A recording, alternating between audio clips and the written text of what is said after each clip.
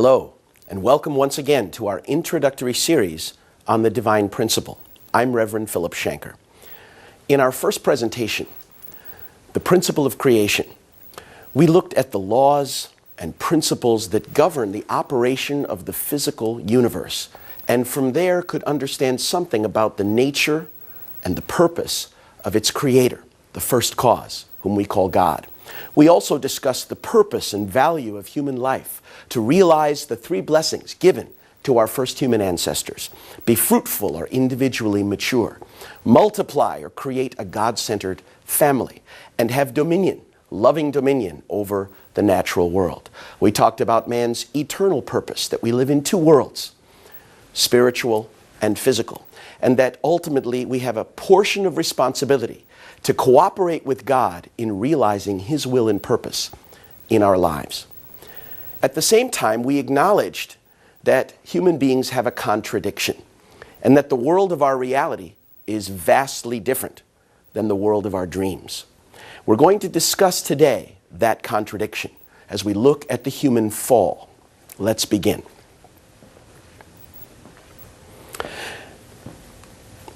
As we discuss this lecture series, you will see that along the bottom of the screen are the literal words taken directly from the divine principle, amplified by diagrams, and I will offer explanation and background for some of the major points.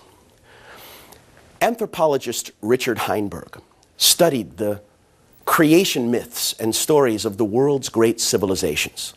And Heinberg, in his book, The Memories and Visions of Paradise, noted, people in every culture and age have insisted that human nature is not natural at all because it's been distorted by some fundamental mistake or failure that's been perpetuated from generation to generation.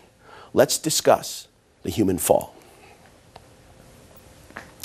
All people have an original mind which inclines them to pursue goodness, as we discussed in our introduction.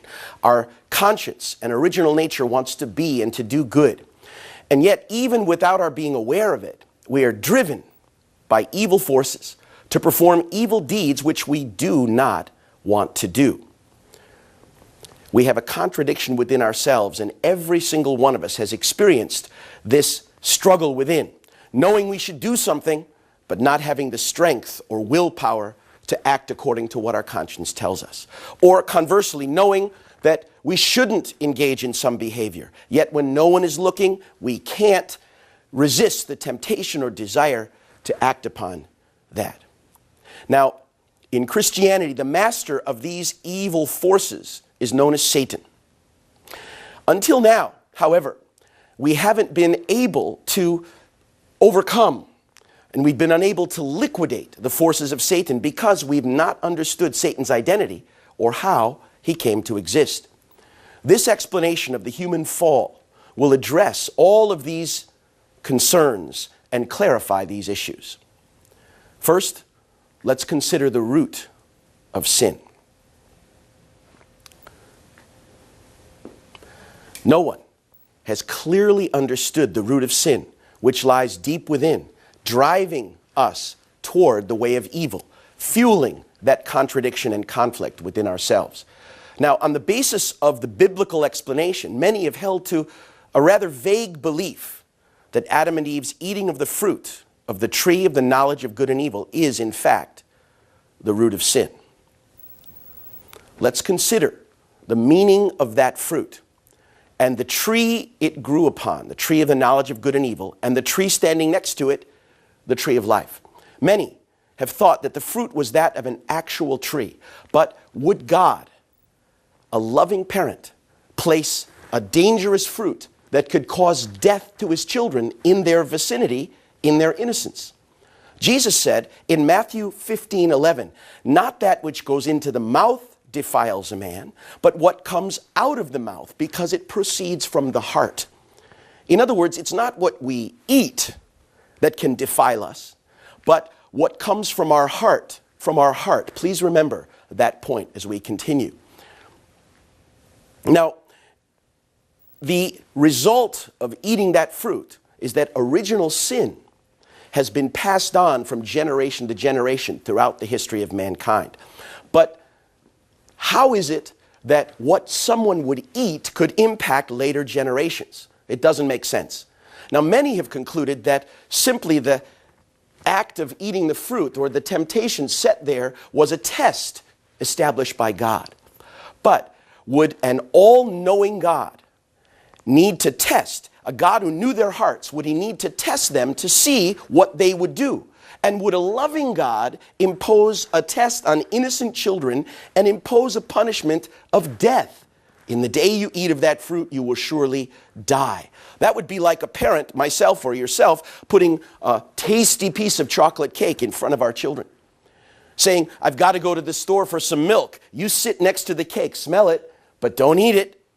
And then sneaking away just to see if our children would disobey us. And if they disobeyed, the punishment would be, boom, death. It doesn't make sense. James 1:13 says, let no man say when he is tempted that I was tempted by God. For God cannot be tempted, and he himself tempts no one. James explained, temptation begins when we are lured and enticed by what? By our own desire. And desire, when it gives birth to sin. And sin, when it is full grown, brings forth death.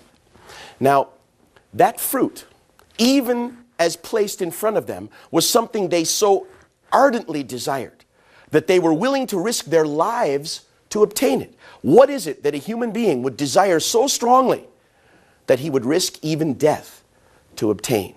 We have to look more deeply. Remember, James said, desire gives birth to sin. Sin brings forth death. The fruit caused them to violate God's commandment, and they died. In order to understand the meaning of this fruit, we have to look deeper. Now, why should we stubbornly adhere to a literal interpretation of the fruit when so much of the Bible makes use of symbolism and metaphor?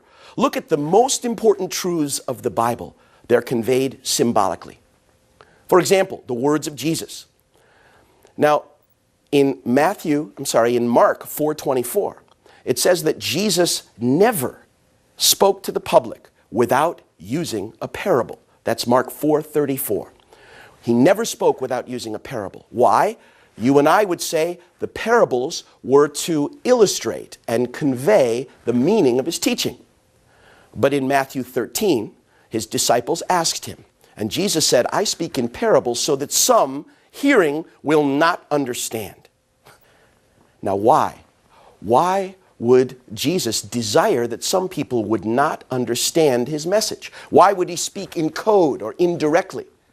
Well, the answer is not difficult to understand. In Matthew 7, Jesus said, don't give pearls to swine or holy things to dogs, for they'll trample them underfoot and turn around and bite you. In other words, precious and profound truths should not be given to those who don't have the foundation to receive them or who merely want to use them against you. And so Jesus spoke in a kind of code through symbols so that those who had the foundation to understand could catch his meaning, while everyone else thought he was talking about fruits and farmers and seeds and sowers. The book of Revelation, which talks about the end of the world, how history will end, is filled with symbols. 7-headed beasts with 10 horns on their head coming out of the sea. Angels coming out from the rising of the sun. Cities descending. Blood flowing. All kinds. Horsemen riding. All of these are not literal but symbolic and have a deeper meaning. So, the cause of evil, the root of sin, isn't it one of the most important teachings in the Bible? If we consider it literally, what can that story teach us other than don't take fruit from strangers or never trust a talking snake? But looking deeper at its symbolic meaning, we can understand some profound truths.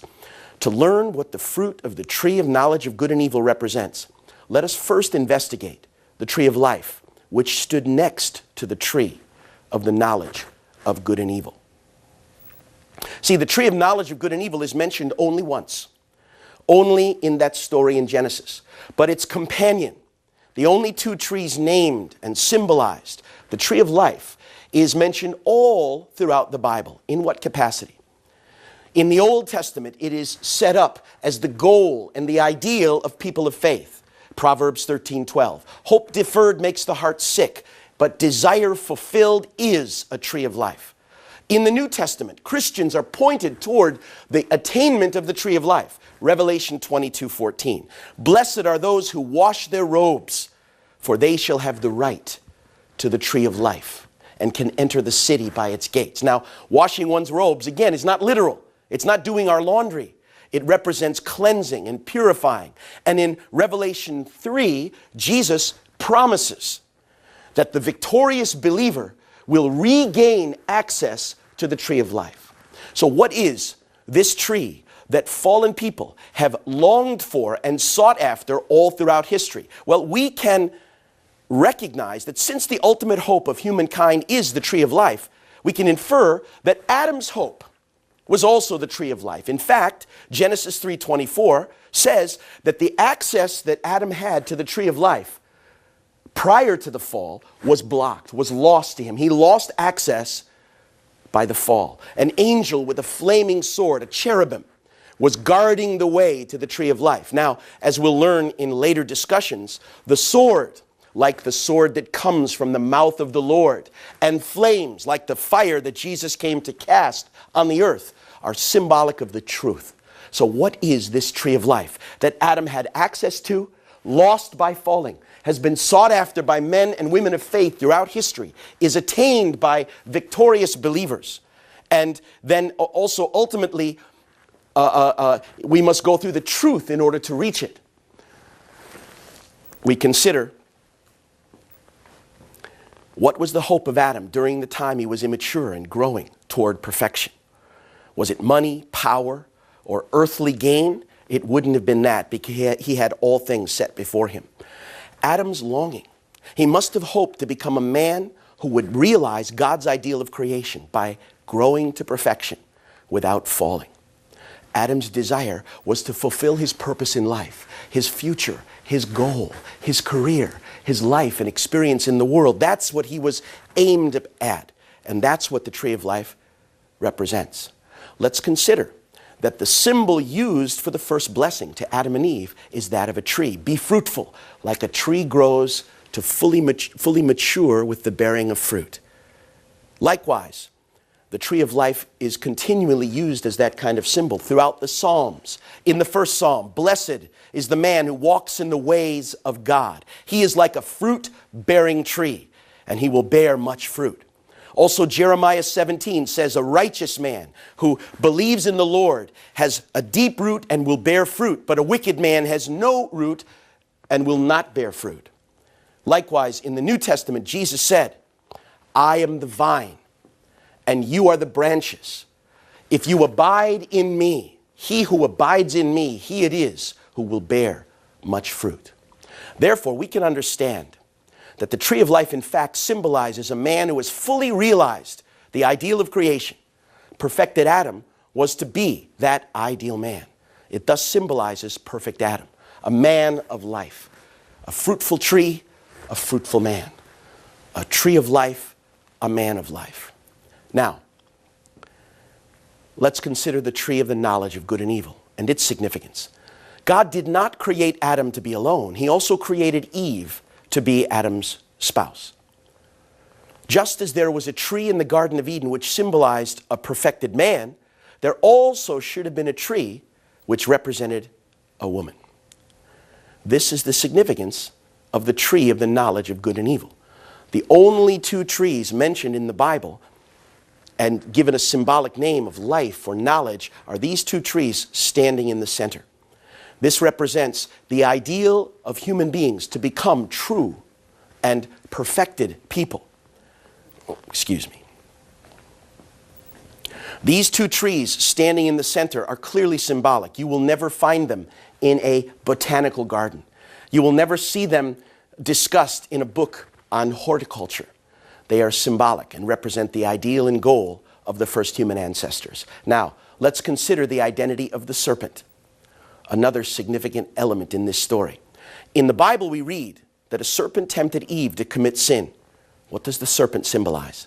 The serpent described in the Bible was able to converse with people, able to communicate with human beings. This is not something normally that an animal literally can do.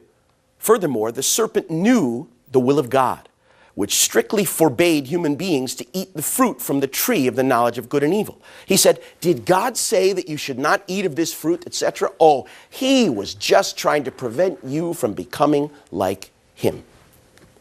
So he knew God's will. This kind of a spiritual being, it's compelling evidence that this being was, the serpent symbolizes a spiritual being with the capacity to communicate, to know the will of God, etc.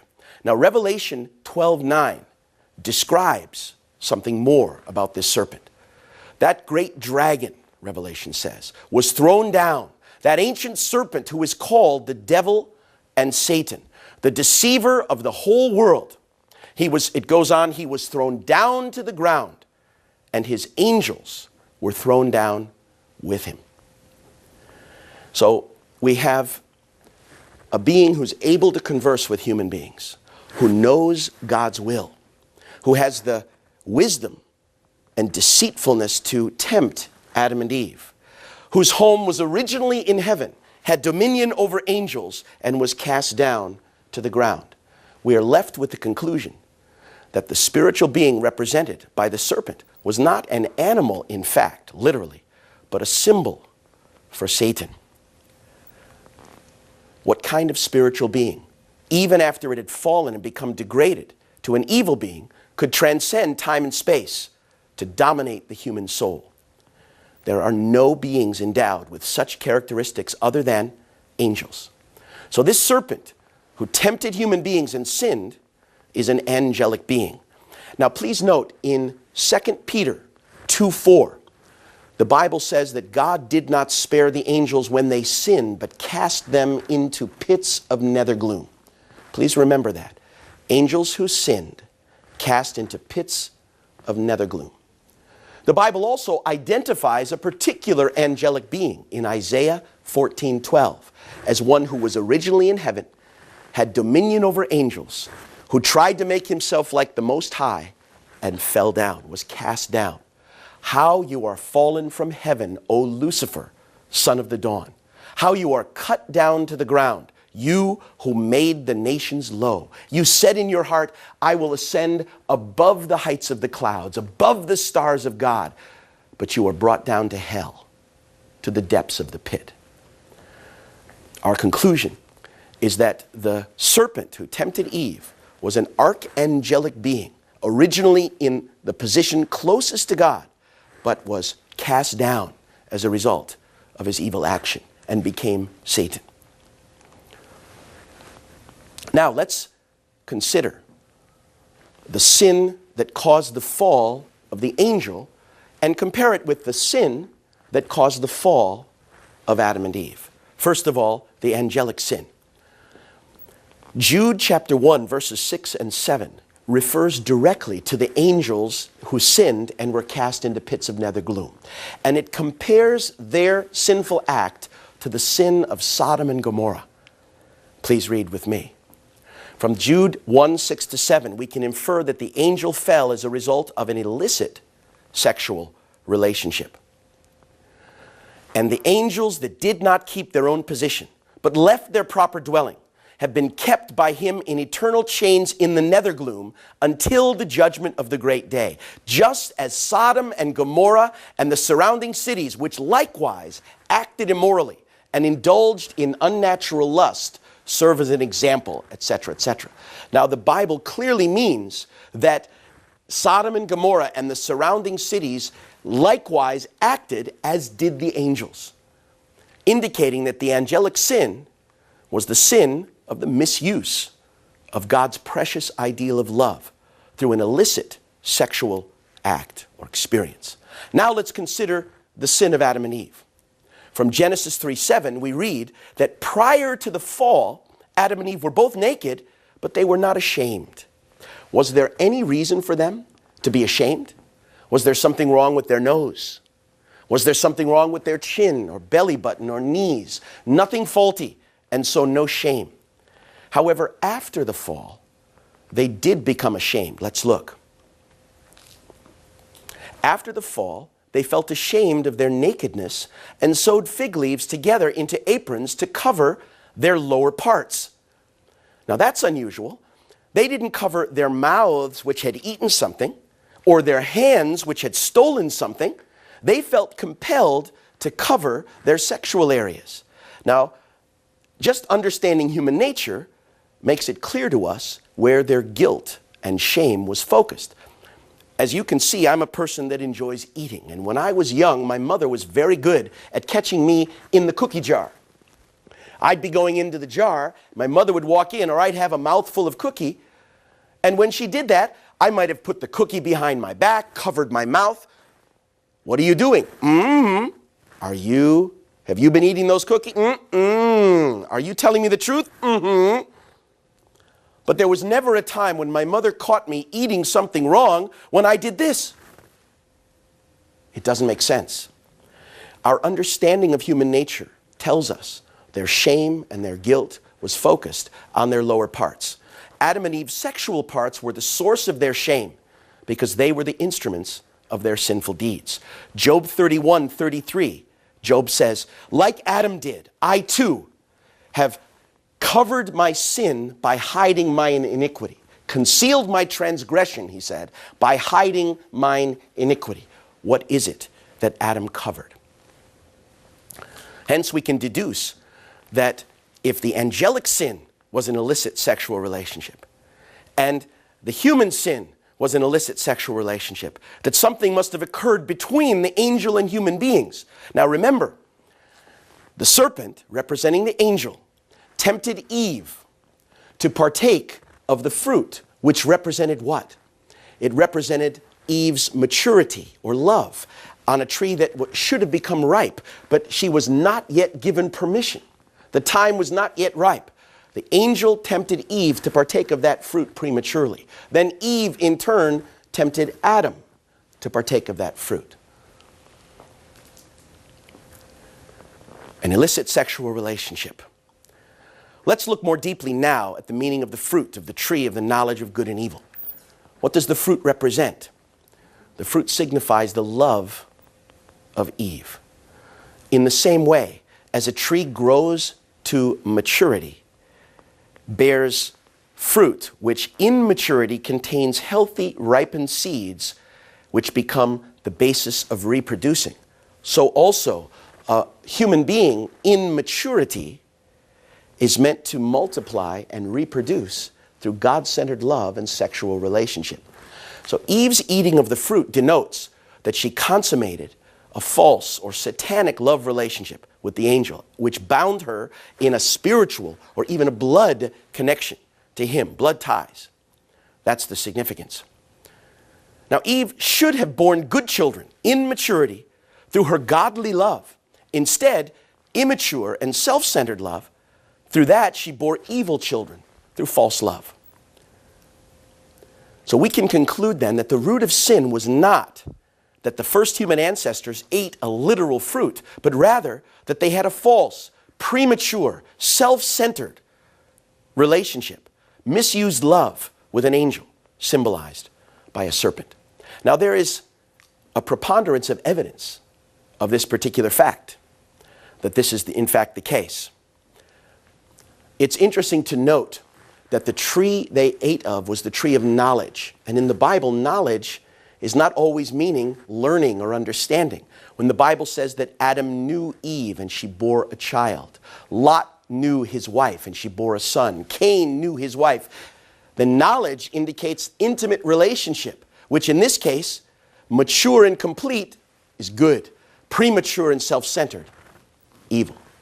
Also, they ate of a fruit, which is a common metaphor in today's Middle East and at the time of the Bible for an intimate relationship with the opposite sex, to eat or pick a fruit. But you can say, well, where's that in the Bible?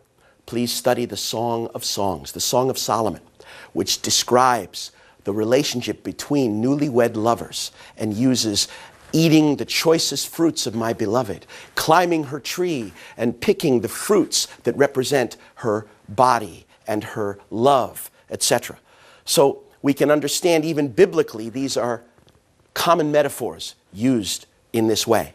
Also, we now can understand the significance of original sin, because eating a fruit wouldn't impact my descendants. But how is something passed from generation to generation? Through sexual relationship, sexual love. Also, we can consider that if we look at the Old Testament, the Jews were called by God to become His people. And He made a covenant with them that they should atone for their sin with equal payment, eye for eye, tooth for tooth, etc. And the sign of the covenant, the signature, was that every Jewish male child should be circumcised, cutting the foreskin, draining the blood. It was a spiritual rite in order to reconcile them to the position of God's children.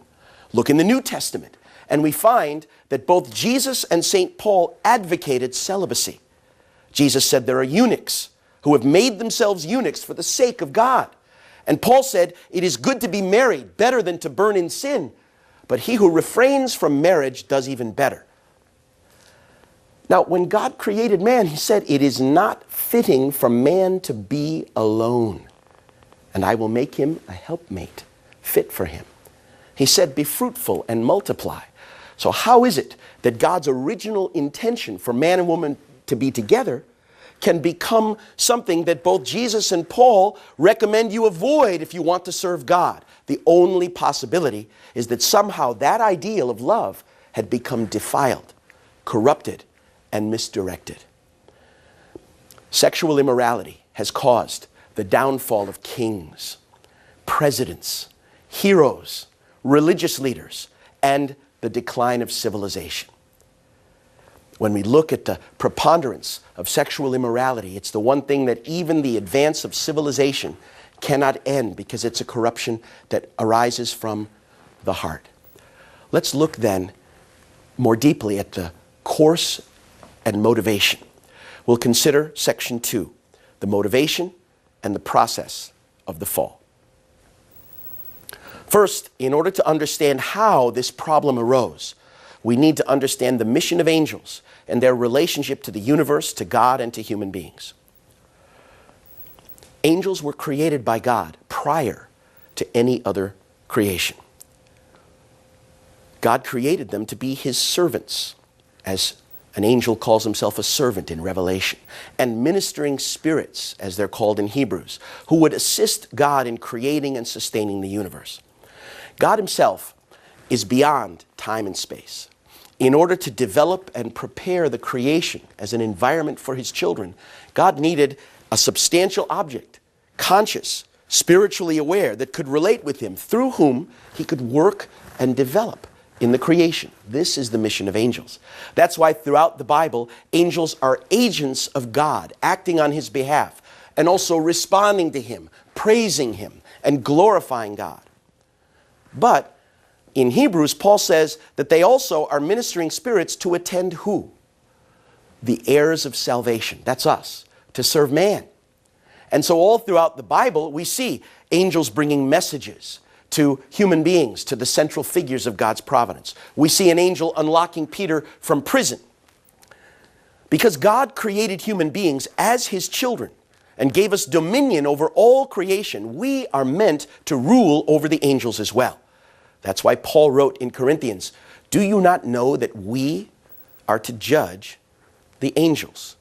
So, as children of God, we are meant to rule over all of the creation, all of the environment. That includes both physical and spiritual worlds. Jesus said, the servant does not remain in the house forever, but the son remains forever. Meaning that a servant is in the household based on the good works that he does.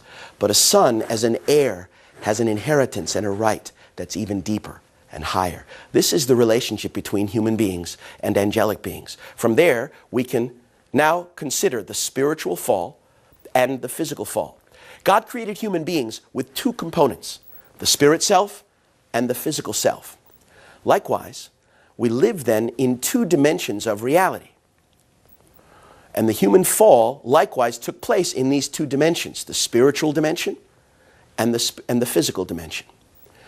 The relationship that took place between Eve and the archangel, the fall that took place through the sexual relationship between the angel and Eve, was the spiritual fall, while the fall that occurred through the relationship between Eve and Adam was the physical dimension of the fall.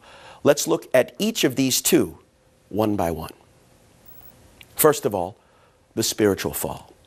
After the creation of human beings, Lucifer, feeling as though he were receiving less love than he deserved, wanted to grasp the same central position in human society as he enjoyed in the angelic world as the channel of God's love. This was why he seduced Eve, and this was the motivation of the spiritual fall. Let's consider Lucifer's motivation. Now, prior to the existence of human beings, as an archangel, Lucifer was closest to the love of God, and it was through him that God's love was channeled to the whole of the angelic world. He was closest until when? Until the creation of Adam and Eve. At that point, God did not love Lucifer less, but human beings with a deeper capacity of love, with ownership over creation, with self-awareness and a deeper sense of moral capacity, could experience a dimension of love from God and relationship with the universe that the angel couldn't touch. So Lucifer sensed, comparatively, a lessening of love. Not because God was loving him less, but because God's children were now present. It's similar to the feeling of an older sibling who sees a brand new, younger baby brother or sister brought home. Parents aren't loving their older child less, but at that time the baby needs more attention. And so the elder can feel comparatively less love. Now this is the motivation that led the angel to seek to access that love by coming closer to Adam and Eve, and naturally being attracted to Eve, who was beautiful in the love of God. But when Lucifer's motivation, when his desire for love became so strong that he determined to dominate that love, even if it meant destroying God's plan or undermining Adam and Eve's purpose, from that moment he became an enemy. In other words, when his love changed from a God-centered love for the sake of others to a self-centered love, he became an enemy. The Hebrew word for enemy is Satan. Lucifer became an enemy when he became the first being in creation who said, "Me first." Now let's consider the motivation of Eve. Lucifer, who left his proper position due to his excessive desire, and Eve, who wanted to open her eyes and become like God before the time was ripe, formed a common base. The power of the unprincipled love generated by their give and take led them to consummate an illicit sexual relationship on the spiritual plane, on a spiritual level. Now consider first Eve's motivation, and then we'll consider the possibility of such a relationship. As long as Eve related to God, her father, she was learning the heart of a true daughter. With her brother Adam, she learned the heart of a sister. Eventually, she would learn the heart of a wife and mother, experiencing these dimensions of womanhood in a pure and natural setting.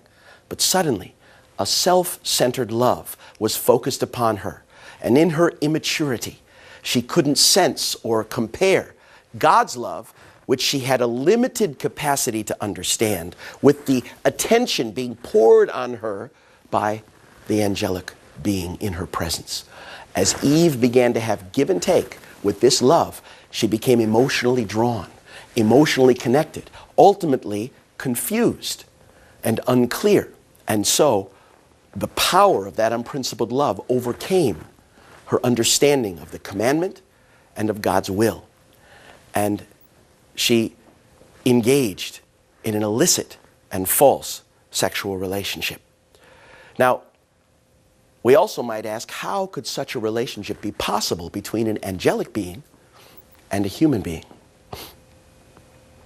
In fact, the Bible describes concrete contact between angels and human beings several times. For example, an angel wrestles with Jacob, strikes the hollow of his thigh and knocks it out of joint. Similarly, angels come to Lot Angels come to Abraham, eat food, take meals, and at times are unrecognized. In fact, Hebrews 13:1, Paul says, "Be careful to entertain strangers, for in this way some have, without knowing, been entertaining angels." So their appearance and relationship and connection with human beings in a substantial way is biblically supported and apparently possible. So now let's consider the physical fall. The second aspect. Eve then seduced Adam with the hope that by uniting with him, she could rid herself of the dread and once again stand before God. In the heat of passion, in the power of her emotion, Eve became confused. She justified her action and got lost in the emotions. But when passion cooled, Eve felt empty. She'd been used, not loved. She understood that she was not meant to relate with the angel, and she was desperate to regain her lost innocence. She should have turned to God, but that was too painful. She instead turned to Adam. She was filled also with fear, guilt, and shame. These were the feelings that arose first in the angel when he knowingly and willingly contradicted God's will. Any human being will have the same experience when we act against what we know is right. Fear, guilt, and shame will arise. Eve inherited these feelings and sensibilities through her relationship, intimate relationship with the angel when they exchanged spiritual elements through their sexual give and take. Now she desired to rid herself of that dread. This was Eve's motivation, which led to the physical fall. As she came to Adam and sought to regain that relationship, tragically, she'd learned through her false relationship with the angel a false femininity. And now, Adam was drawn and ultimately seduced by that desire. Adam responded, formed a common base with Eve, who was now standing in the position of the archangel. They began give and take action with each other, which brought them together in an illicit physical relationship of sexual love. Not that sex itself is a problem. It's intended by God. It's the holiest and most beautiful of acts that bring a man and woman into oneness centered on God. But here, self-centered and premature, it was a misuse of God's ideal of love. Let's now consider the power of love, the power of the principle, and God's commandment, section 3. First of all, the power of love and the power of the principle. For human beings, the force inherent in the principle guides their growth in the proper direction. It's the natural force of natural law that guides our physical bodies and all of the universe into maturity. Likewise, in our spiritual selves, we have moral sensibility. And based on the principle, we are meant to grow toward goodness. Only if some stronger force with an unprincipled purpose collides with this direction of the principle, can they possibly fall. In that case, they would surely fall, like a train on a track. They were growing according to the laws of their own original nature. And only it would require some strong force to knock that train off the track. The force which is stronger than the force of the principle is none other than the power of love. Let's consider why it is that the power of love was created by God stronger than the power and force of the principle. First of all, it's because God himself is love, as the Bible says. The essence of God's nature is his heart. And everything else in God, his righteousness, his justice, his lawfulness, his order, everything else in God is what it is and does what it does solely because of his nature of love. So love is the deepest aspect of God. And God wanted to rule human beings, not by power, not by force, not by fear of commandments and fear of punishment, but by love, to be bound in love. And therefore, love was created to be the strongest force. God did not want a world where human beings would be automatons or robots and God is pulling the strings. That would be a world where we're ruled by principle, where our attention to laws is stronger than the passion, desire of our heart. God didn't want such a world. In fact, if the world were a world based on principle and law, where would be the passion, the poetry, the longing when we're far away from those we love, the joy of coming together when we see them after a time of being apart? These would not exist, but the world was meant to be made based upon heart and love. In order for love to fulfill this role, it had to be created stronger than the power of the principle. But now, as human beings are growing in the process of development, while they're in the state of immaturity, it would then be possible for the power of an unprincipled love to induce them to fall. In order, therefore, to protect them, let's consider why God set up the commandment as an object of faith. To prevent the power of unprincipled love, God gave Adam and Eve the commandment, thus forming a common base with God and engaging in give and take action with Him. In other words, He gave them His word as a condition. By relating with God's word and simply obeying, they could overcome every difficulty or challenge. It's much the same as you would relate to an immature child. You can't expect them to be morally responsible in every case. You can't expect them to understand the consequences or to be devoted, reliable, and responsible.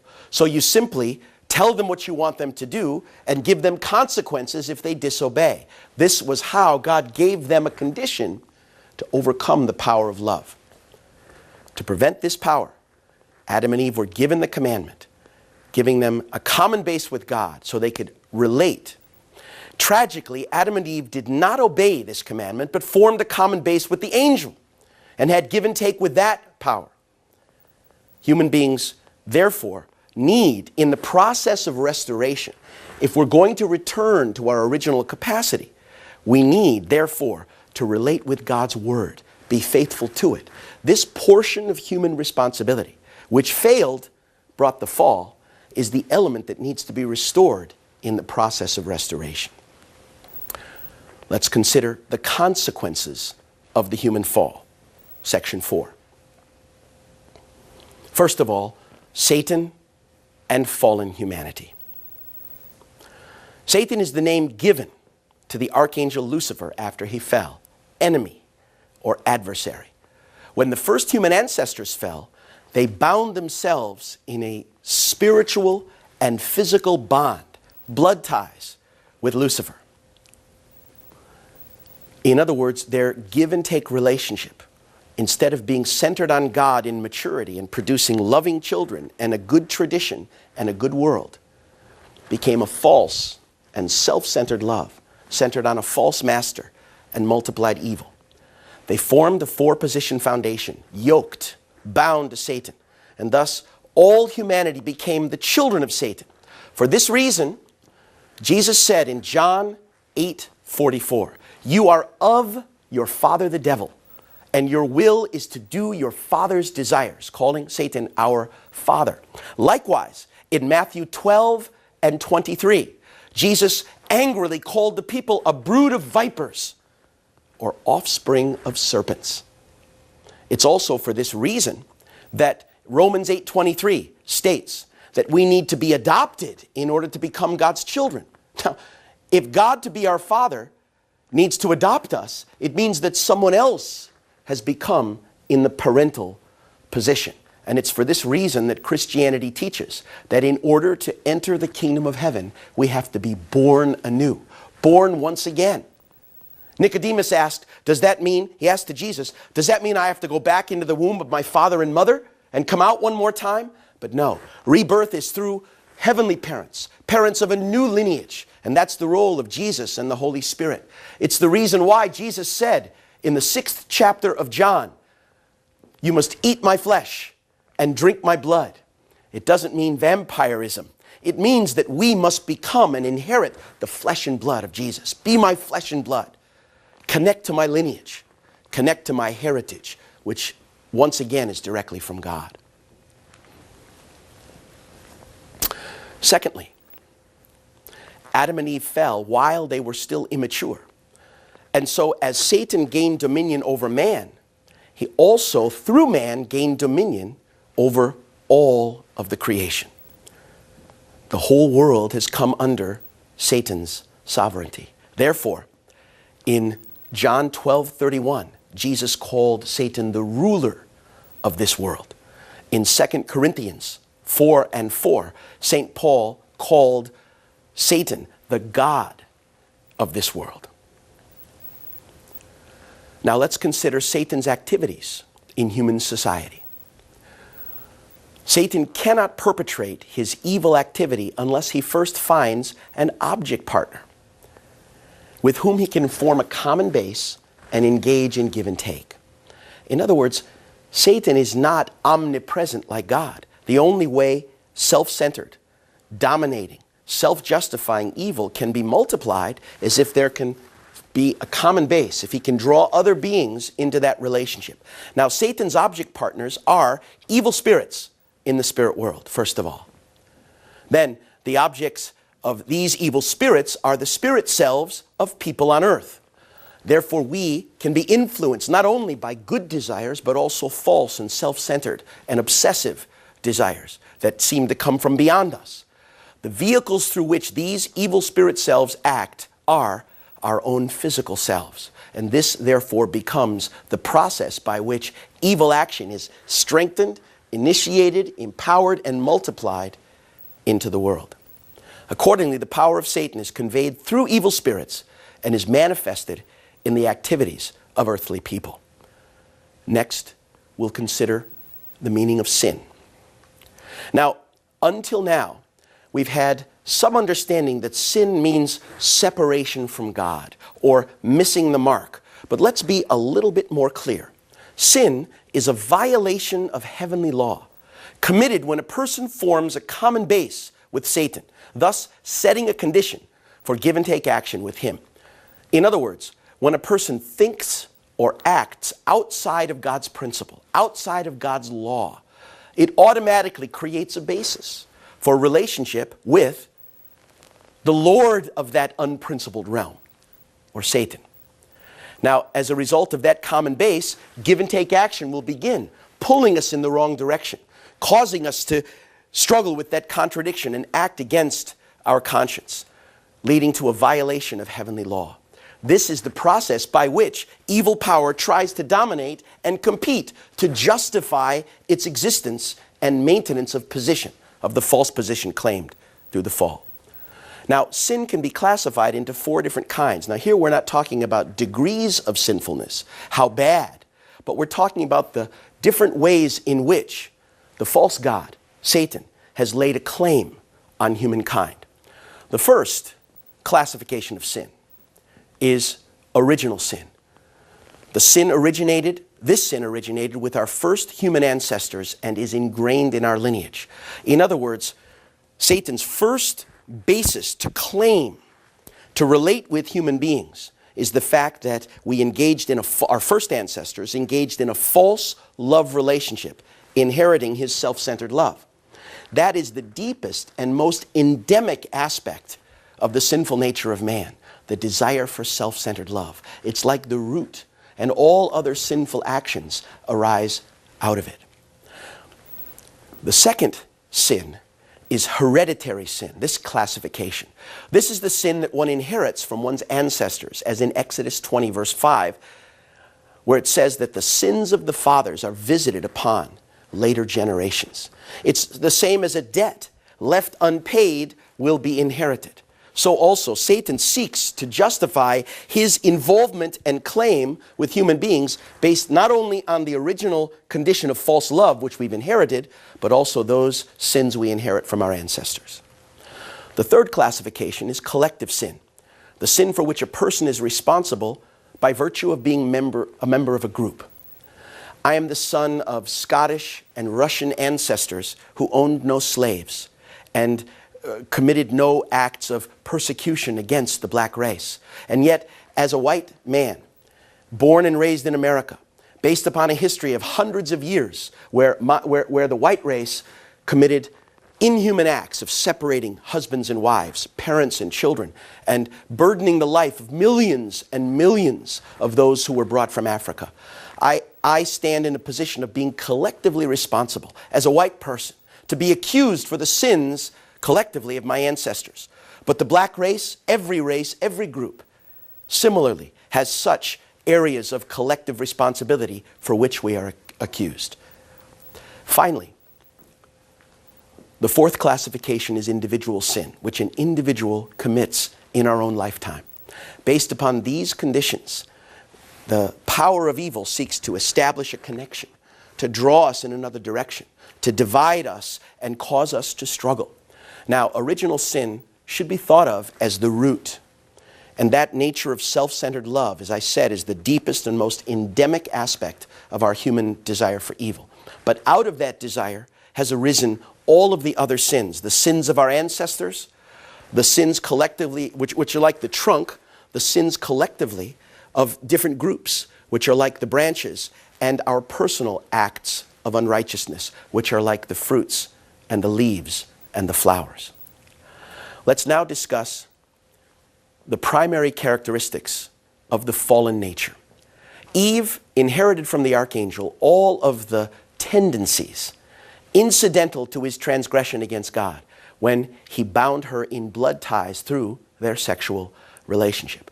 As the angel turned his nature toward himself, away from God, all kinds of tendencies developed to justify his position, to be jealous and envious, to compete, to try to draw others. All of these natures which did not come from God have been inherited by us. And together, they form the basis of our fallen nature, our fallen traits. Adam, in turn, acquired the same inclinations from Eve, and these proclivities or tendencies have become the root cause of the fallen inclinations of all people. We call them the primary characteristics of our fallen nature. These characteristics of the fallen nature can also be divided broadly into four types. The first is the failure to take God's standpoint. If the angel had been able to rejoice in the birth of God's children, to share God's happiness, to see Adam and Eve as God saw them, he could have overcome his feeling and experienced God's love through Adam and Eve. Instead, he looked at them from his own viewpoint, saw Adam as a rival, began to compete, and tried to draw love to himself. This tendency, inherited by human beings, is the basis of selfishness, self-justification, to rationalize and explain reality to justify the actions we take. It's also the basis of jealousy and envy and these kinds of and resentment in these kinds of areas. The second of the four fallen natures is leaving one's proper position. The angel, unable to keep his proper position, instead left it because he felt less love in that position. The Bible speaks of angels who were not content to keep their proper home. This tendency gives rise to the nature in human beings of irresponsibility, to break our commitments, to be unfaithful to spouses, to be disloyal, to betray those who trust us. It's also our tendency to be deceitful. The easiest thing for a human being to do, unfortunately, is often to lie in order to avoid responsibility for the actions that we've taken. The third fallen nature, reversing dominion. Not only did the angel leave his proper position, but he reversed, trying to put himself above Adam and Eve, seeking to enjoy the same central position in the human world that he'd enjoyed in the spiritual world. The Bible says that Lucifer sought to put himself above the stars of God. Stars means children. To make himself like the Most High. This is the third fallen nature. It gives rise in human nature to arrogance, when we put ourselves above others actually because we feel insecure and lack a sense of value. Judging, dominating. All forms of racism, and sexism, and prejudice arise from this reversing of dominion. The fourth and final fallen nature, multiplying the criminal act. The angel drew Eve into his false self-centered love. Eve drew Adam into the same, and as parents they multiplied this evil to their children. Always evil seeks to multiply, and we all know that bad news travels fast. That it's easier to multiply negativity than it is goodness. Rumors, gossip, complaint, and seducing and tempting and causing others to sin are examples of this fallen nature. Finally, our final section will reflect on the reason God did not intervene in the fall of the first human ancestors. God, being omniscient and omnipotent, must have known about the deviant acts of the human ancestors. He saw what was going on amongst our first human ancestors. Then the question is, why then did God not intervene to prevent the fall? Was God able to intervene? Of course, God can do whatever he wants. He's God. But why is it that the God of principle, of order, and of law did not intervene? There are three reasons. The first is to maintain the absoluteness and the perfection of the principle.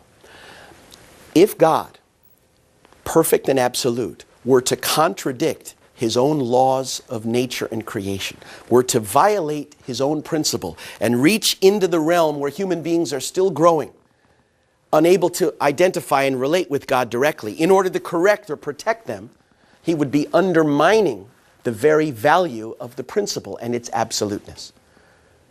Secondly, it was so that God alone would be the creator. If God were to acknowledge the self-centered love and relate with it, the love that was developing centered on the archangel, God would be acknowledging what he had created. He would have been including in his own realm of authority the elements that are outside the principle, outside the law.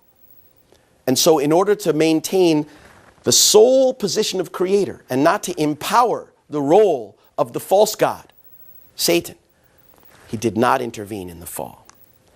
The third reason is to make human beings the lords of creation. If God had intervened prior to our maturity in order to protect us, he would have undermined our own authority, our own creative responsibility, making us not self-realized co-creators, but those who were controlled and manipulated. While it would have prevented the tragedy of the fall, it would have undermined the very value for which he created human beings, to be free, creative, responsible, loving children. For these reasons, God was not able, did not intervene in the fall. These are the basic and introductory aspects of the fall of man. I am sure that questions have arisen, that areas of concern and deeper study are necessary. Be sure to contact your local family federation, obtain a copy of the Divine Principle, or study in further seminars. Thank you very much.